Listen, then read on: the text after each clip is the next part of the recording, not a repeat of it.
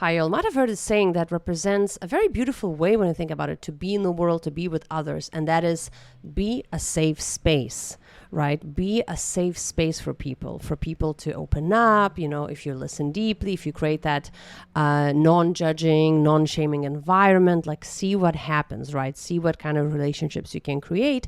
And I think we've all experienced when someone is that safe space for us, right? How the body relaxes, how we can really tell what's on our minds and so on, right? So be a safe space. And I was thinking, yes, this is wonderful. Like, this is the aim. Like, let's all work towards that. And at the same time, I was exchanging some messages with a friend recently, and a part of that exchange was just saying, you're so cute. Like, when aren't you cute? My God. And then immediately I said, cute and fierce. You're cute and fierce. And when I said that, I thought, you know what? In the end, these are the pillars, right? These are the pillars, because if you're just cute, very kind, and just like this, however you imagine someone who you would call cute, like that's lovely, like that's great. But my God, we need that fierceness, right? We need that fierceness. And the cuteness without the fierceness might not be great when we think about it, right? And for me, what that kind of goes back to is, yes, be a safe space. Be that kind, gentle, understanding, lovely person, because we need that. We really need that in the world. But then we need that other pillar that I think can be summarized as, yes, be a safe space for people, but don't be a safe space for fascists. Yes, be a safe space for people, but don't be a safe space for racists. Yes, be a safe space for people, but don't be a safe space for supremacists. Yes, be a safe space for people, but don't be a safe space for Zionists. And I think that summarizes it, right? Because also this is how we keep, right? This is how if we think we're very kind and like good, and we bring the qualities to the world that we would like to see, and like 100%.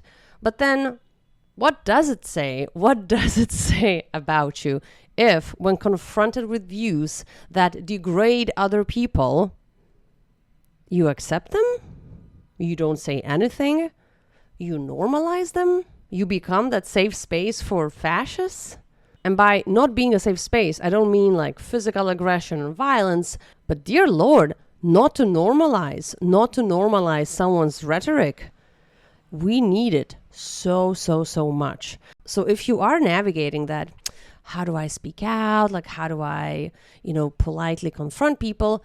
It's not easy, and there is no one, correct way to do it. But I think what helps is reminding ourselves that if you see yourself as that kind, loving, lovely person, then you have to protect it. And I say, yes, if I seem like I'm kind, that's because I care about people who might not look like me, people who might live somewhere else, people who might identify as, different religion and other, whatever groups.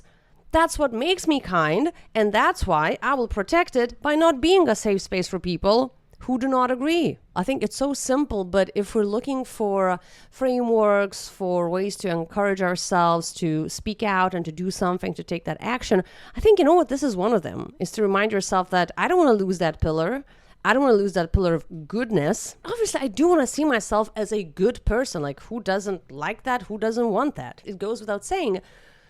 And then, what does that require? Because you are not doing anyone, any group that actually suffers from oppressive policies, suffers from literal violence by the policies that these groups agree with. So this is, right, in the end, this is how we try to protect, we put effort to literally protect our neighbors and our communities. But it's also in the end how we protect our goodness and our conscience.